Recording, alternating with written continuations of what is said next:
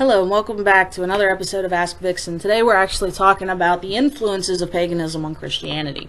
Now this video is not going to be some long and extravagant video. Basically I'm just going to run down a few quick things.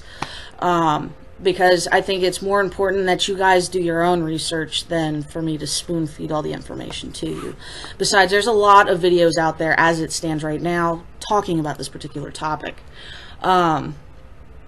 And a lot of that has to do a lot with all this new uprise in Christianity, as well as some of the downturning with the millennials leaving the church. But there's all kinds of websites. Some of the various different pagan customs, symbolism, things along those lines that actually originates in paganism, believe it or not, are the various different symbols of the cross,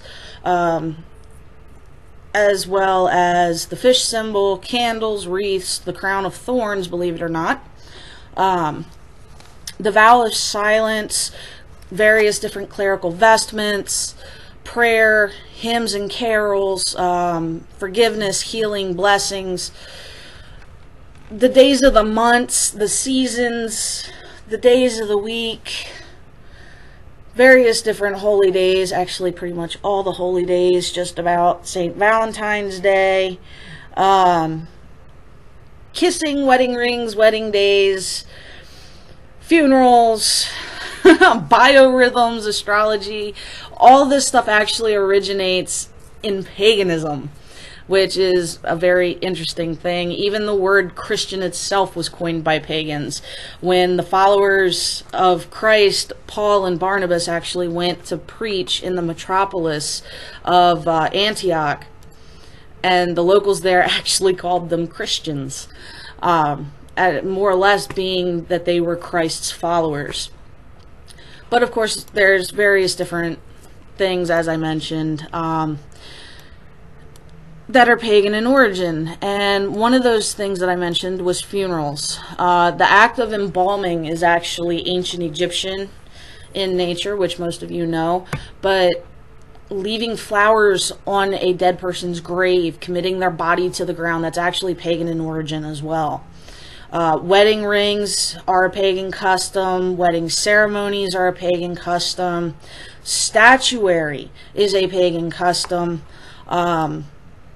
Even money, believe it or not, money has the goddess Liberty on it, as well as the eye above the pyramid, which the eye above the pyramid is not a symbol of the Illuminati, people. If I hear one more word about the Illuminati, I swear I think my head's going to pop clean off my shoulders. But the eye over top of the pyramid is actually supposed to be representative of the Eye of Horus, or the all-seeing eye. It's a symbol of comfort, really. It's divinity watching over creation. I mean, it's not that hard to figure out, guys. It's not. It's really not. Also, of course, you know, the days of the week are named after different gods or different planetary bodies. Sunday is Sun's Day. Monday is Moon's Day. Thursday's Thor's Day. I mean, come on, it's pretty obvious.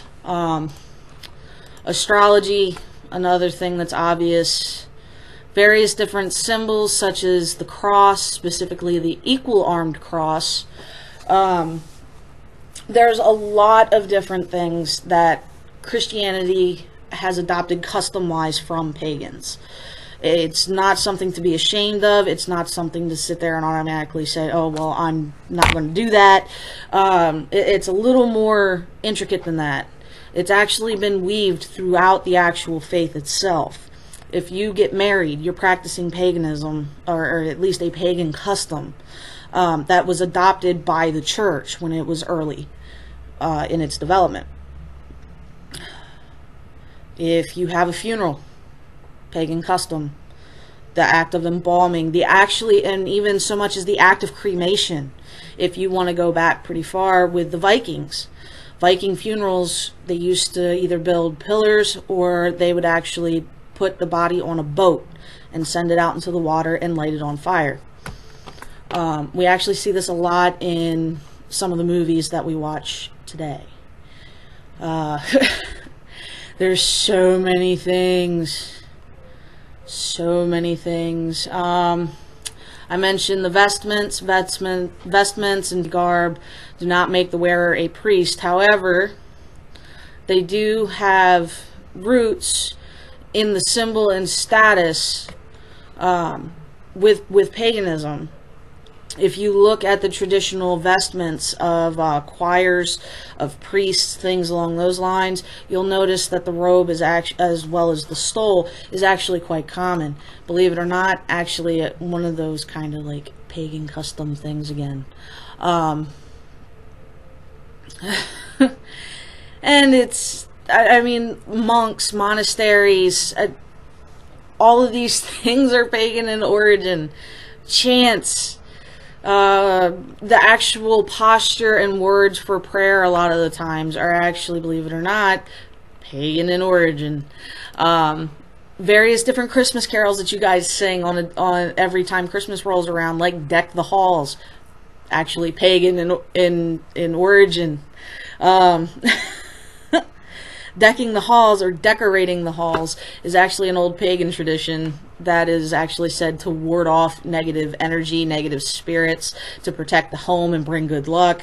Like, kissing under the mistletoe. There's so many different customs that Christianity has actually adopted in its early years that still lingers on in present day times, that if you were to stop practicing all the pagan customs, you would essentially end up eventually just stopping practicing life, or practicing Christianity altogether. And it's actually quite interesting when you really think about it, because I'm going to show you guys something. A lot of people haven't realized this yet, but that is not the actual shape of the heart.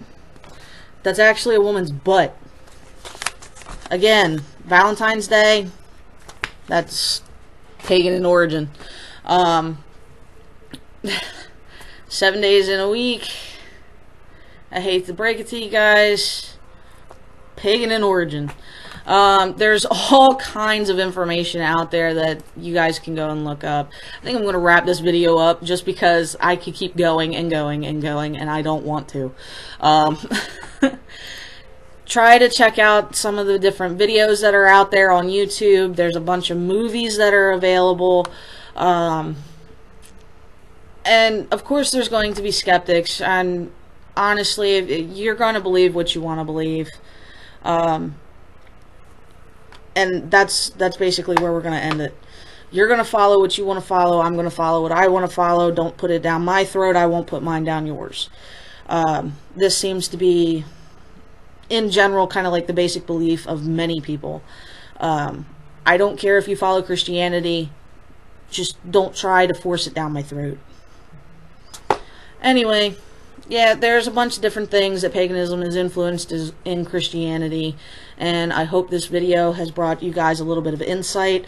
Make sure to check down below in the description for various different links to lead you on your quest for more information. This is Lady Silver Vixen signing out, guys. Peace.